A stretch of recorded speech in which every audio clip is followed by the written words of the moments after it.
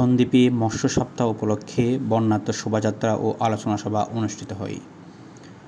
বুধবার সকাল 11টায় উপজেলা পরিষদ চত্বর থেকে এক বর্ণাঢ্য শোভাযাত্রার মাধ্যমে সপ্তাহব্যাপী কর্মসূচির আনুষ্ঠানিক উদ্বোধন করা হয়। আলোচনায় প্রধান অতিথি হিসেবে উপস্থিত ছিলেন উপজেলা নির্বাহী কর্মকর্তা মংচিনহু মারমা। সভায় সভাপতিত্ব করেন উপজেলা মৎস্য কর্মকর্তা আরিফুর রহমান।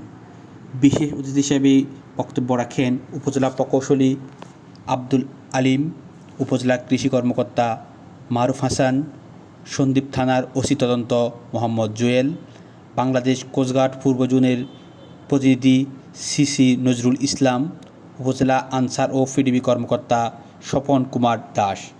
এছাড়াও বক্তব্য রাখেন সফল মৎস্যচাষী আমিনুল ইসলাম। অনুষ্ঠানটি সঞ্চালনা করেন মৎস্যচাষী মাস্টার মাহবুবুর রহমান। পুরস্কার বিতরণ ও মৎস্যপণ্য অবমুক্তকরণ অনুষ্ঠানে শুরুতেই উপজেলা পরিষদের পুকুরে মাছের পোনা অবমুক্ত করা হয়। পরে উপজেলার সফল 3 জন মৎস্যচাষীকে বিশেষ পুরস্কারে ভূষিত করা হয়।